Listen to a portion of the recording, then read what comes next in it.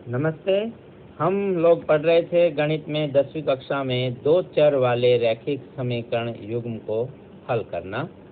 आज इस वीडियो में पार्ट 4 में हम सीखेंगे विलोपन विधि द्वारा समीकरण युग्म का हल करना।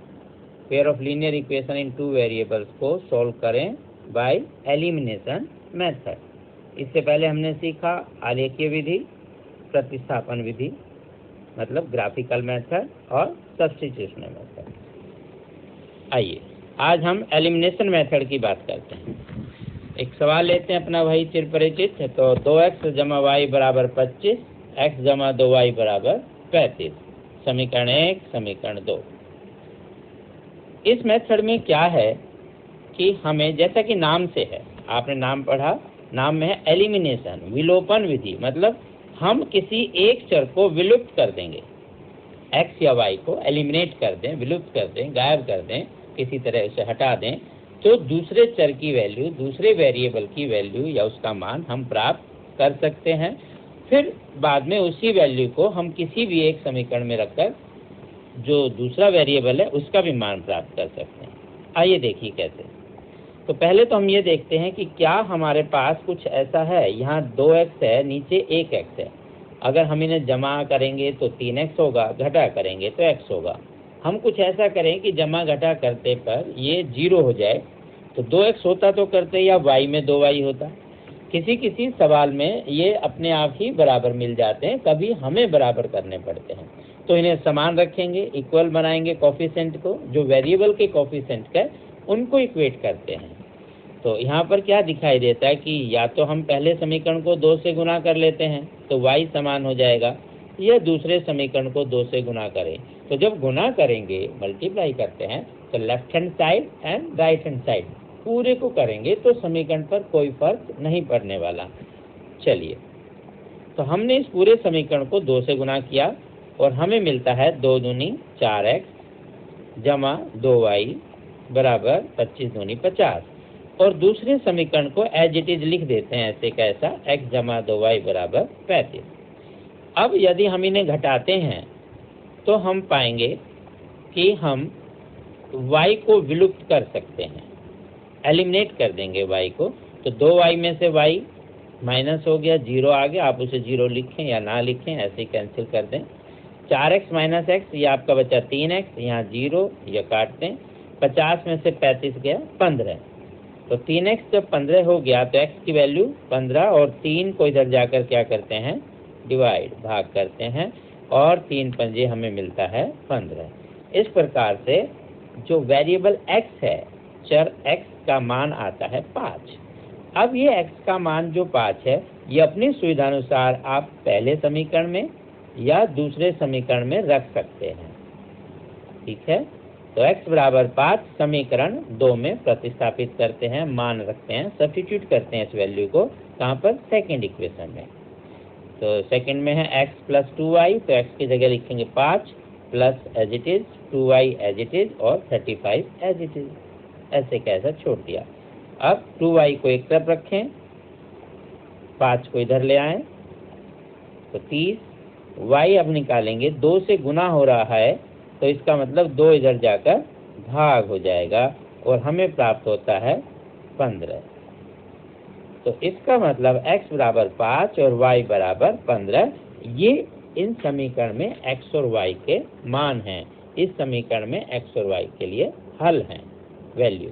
ठीक है, ये थी आपकी एलिमिनेशन मेथड। विभिन्न प्रकार के सवाल से आप इसका अभ्यास कीजिए।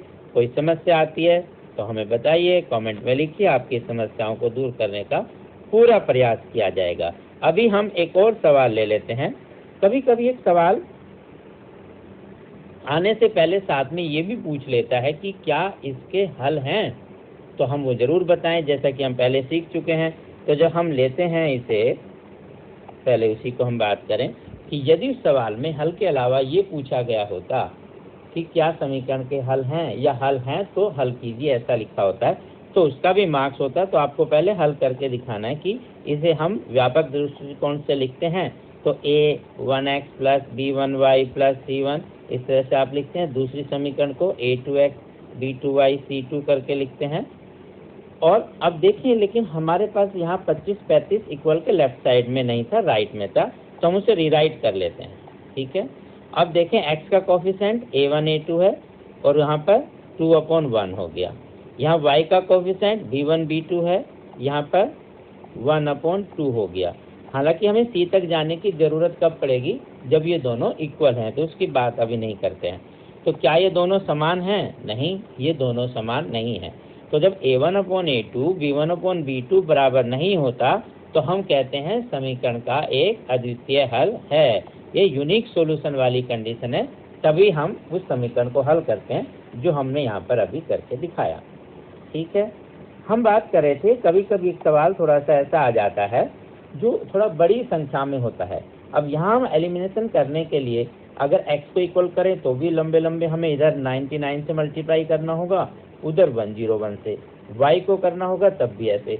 तो ये बहुत थोड़ा सा महंगा काम पड़ जाता है, हम ये कह सकते हैं कि मुश्किल है। तो इसे थोड़ा सा कैसे करते हैं, आइए, बड़ा सिंपल है। इस विधि में एलिमिनेशन से पहले हम इसे थोड़ा और सरल रूप से लाने की कोशिश करेंगे। तो एक बार हम इन दोनों समीकरण को आपस में प्लस कर लेते हैं, जोड़ लेते हैं। तो इनको जोड़ लीजिए, हमें मिलेगा 101 और 99 200x, 200y और 1000। जिसे आप और थोड़ा सरल करके लिखें तो 20 20 20, ऐसे काटते नहीं हैं, कॉमन की बात करें तो 200 200 कॉमन है तो x जमा y बराबर 5 आ गया। ये एक सरल रूप में हमारे पास समीकरण बनी। अब एक बार इन दोनों समीकरण को आपस में घटा भी लेते हैं। इस प्रकार हम इसके बदले में दो नई समीकरण प्राप्त करते हैं। तो इन्हें एक बार माइनस कर लीजिए, तो ये आपको मिलेगा 2x 2y और 2। ठीक है, हाँ 2y घटा का, ये ध्यान रखेंगे। अब यहाँ भी 2 कॉमन है, 2 से पूरी डिवाइड करें दोनों तरफ तो हमें मिलेगा x - y = 1। तो ये जो समीकरण बनी 3 और 4, तो हम 1 और 2 के स्थान पर अब 3 और 4 को हल करेंगे। और आप देख रहे हैं कितना आसान है, इसमें कुछ भी नहीं करना, आप सीधा प्लस माइनस करेंगे तो आपके पास आंसर आ जाते हैं। आइए, तो आपने लिखा x + y = 5 और दूसरा है x - y = 1। और सिंपल आप इसे प्लस करेंगे तब भी y एलिमिनेट हो जाता है, तो हम प्लस कर लेते हैं, y एलिमिनेट हो गया। ठीक है, विलुप्त हो गया। ये विलोपन विधि आपकी चल रही है। तो 2x बराबर कितना हो गया, 6, और x की वैल्यू 3 आ गई। ठीक है, जैसे x आया, अब x का ये मान हम किसी भी समीकरण में रखेंगे, 3 में 4 में 1 में 2 में, जहां आपको सरल लगे। हमने 3 में रख लिया, वहां x जमा y बराबर 5 था, तो x के स्थान पर हमने लिखा 3, y के स्थान पर y और 5 के स्थान पर 5, तो y की वैल्यू आपके पास आ गई 2। इस प्रकार जो ये बड़ा सा दिख रहा था सवाल, इसे हम आसानी से ऐसा सरल कर सकते हैं। ठीक है, तो अच्छे से अभ्यास कीजिए विलोपन विधि का। जब एग्जाम में क्वेश्चन आता है तो अधिकांश आजकल ऐसा नहीं आता। हाँ, ग्राफिकल मेथड का आ जाता है कि समीकरण जो आपको हल करने हैं वो ग्राफीय विधि से, आलेखीय विधि से, ग्राफिकल मेथड से करने हैं। अदरवाइज अगर कोई नाम ना दिया हो तो आपकी अपनी इच्छा है कि आप उसे कौन सी विधि से हल करेंगे। स्वस्थ रहें, प्रसन्न रहें। अभी तक यदि आपने हमारे channel path the way to success को लाइक नहीं किया है, शेयर नहीं किया है, सब्सक्राइब नहीं किया है, तो अवश्य करें, ताकि हमारे और आपके जैसे और लोग भी इसका भरपूर फायदा उठा सके और अपने सुझाव दे सके, ताकि हम और बेहतर ढंग से आपके लिए अगली वीडियो में अच्छी अच्छी चीज़ें लेकर आए। नमस्ते।